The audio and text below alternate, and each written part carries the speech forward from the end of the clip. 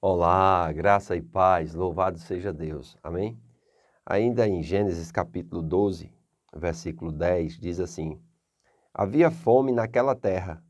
Desceu, pois, Abrão ao Egito para ficar ali, porquanto era grande a fome na terra. Interessante. O pai da fé, mesmo detentor das promessas, mesmo tendo a bênção de Deus, não significa que ele não passaria por dificuldades. A Bíblia diz que aqui vai acontecer que vai vir um tempo de fome.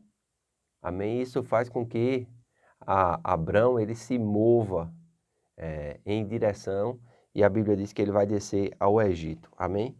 Mas eu queria aqui falar um pouco mais a respeito dessa fé que Abraão relata. É muito interessante. Hebreus, o escritor aos Hebreus, no capítulo 11, no versículo 8, ele diz assim: Pela fé, Abraão, quando chamado, obedeceu, a fim de ir para um lugar que devia receber por herança, e partiu sem saber para onde ia.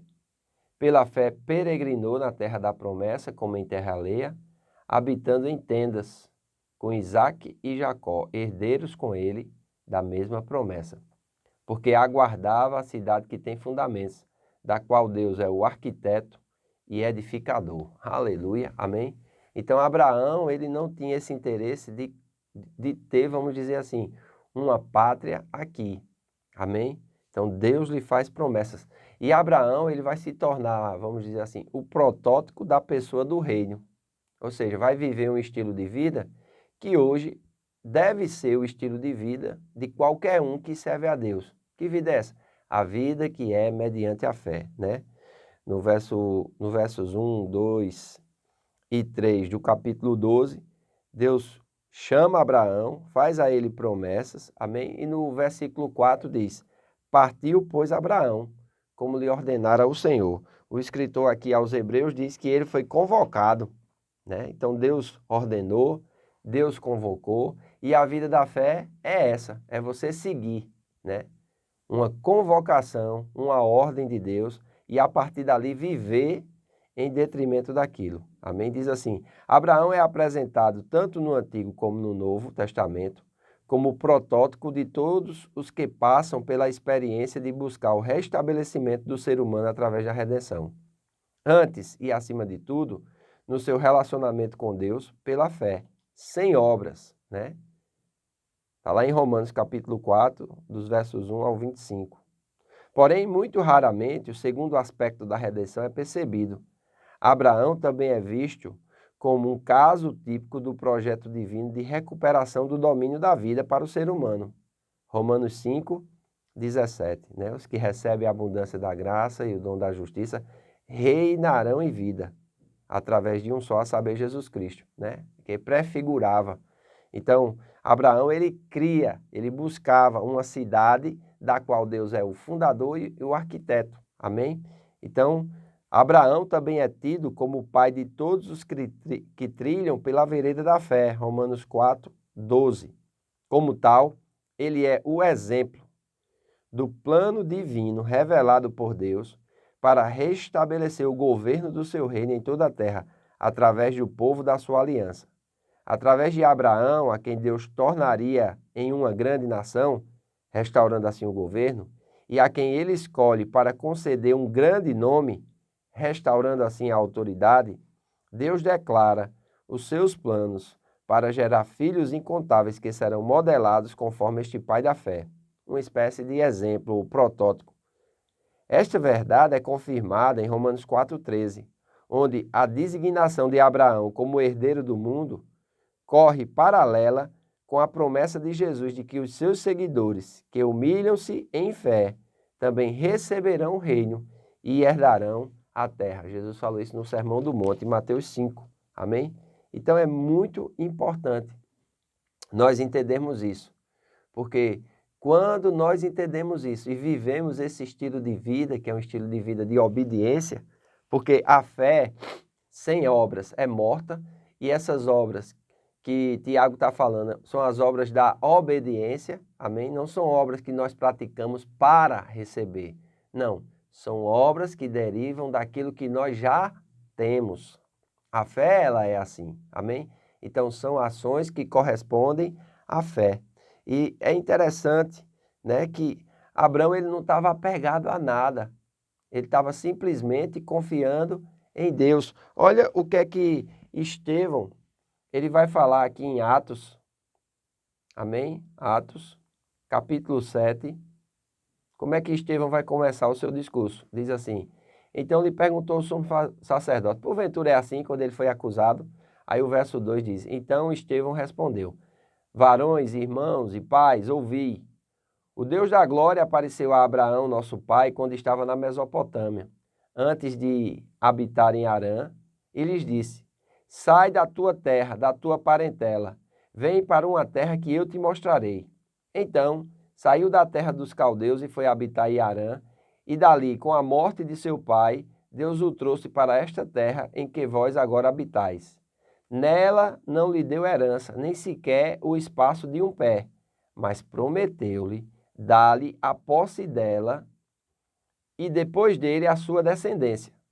Não tendo ele filho, e falou Deus que a sua descendência seria peregrina em terra estrangeira, onde seria escravizados e maltratados por 400 anos. Amém?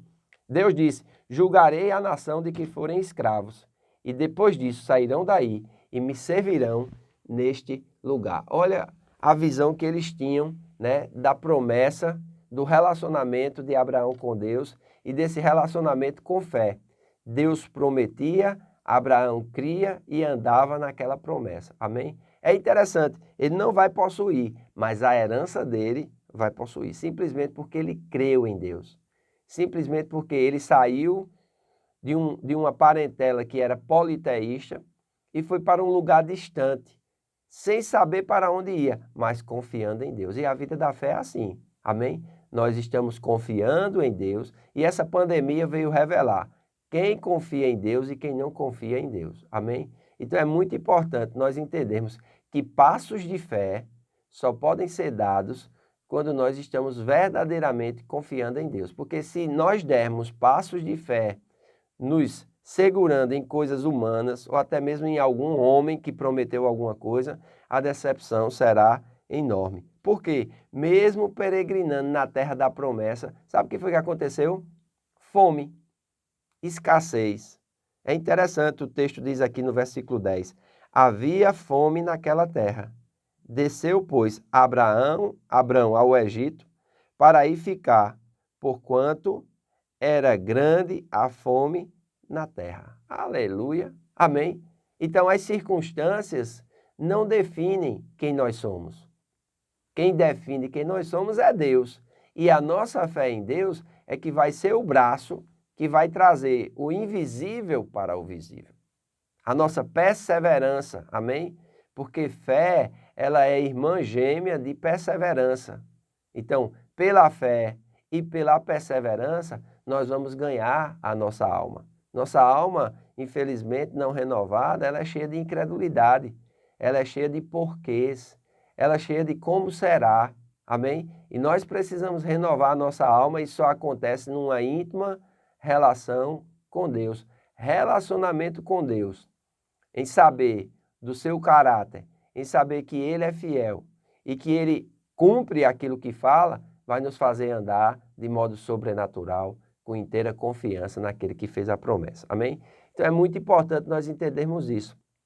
O nosso relacionamento com Deus não, vamos dizer assim, anula as adversidades, mas o nosso relacionamento com Deus, verdadeiro e sincero, nos fortalece e nos faz vencer em meio às adversidades. E nós estamos vivendo tempos de grandes adversidades. Amém? Daí a importância de nós mantermos íntimo o nosso relacionamento com Deus e a partir desse relacionamento fazermos escolhas, tomarmos decisões e andarmos mediante aquilo que o Espírito está nos falando. É muito importante nós entendermos isso para nós podermos prosseguir na leitura da Bíblia. Então hoje nós vamos ficar somente nesse versículo 10, que revela que havia fome naquela terra. Desceu, pois, Abrão ao Egito para aí ficar. Portanto, porquanto era grande a fome na terra. Então, quando as circunstâncias se levantam, o homem de Deus ele começa a se mover. Se mover em quê? No assim diz o Senhor. naquilo que está estabelecido na palavra de Deus. E quando ele se move assim, irmãos, ele se torna invencível, amém? Porque Deus o vai sustentar, Deus o vai guardar, Deus vai fazer ele prosperar em todos os seus caminhos. Então, que Deus te abençoe.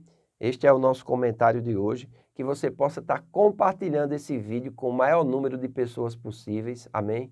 Que nós possamos estar fazendo com que as pessoas amem ler a Escritura e entender as Escrituras, porque a interpretação é muito importante, amém? E nós precisamos interpretar a Bíblia pela Bíblia de forma correta, consistente, amém? E lembrar, esse livro é um livro vivo. Nós precisamos nos relacionar com o seu autor, que é o Espírito Santo. Amém?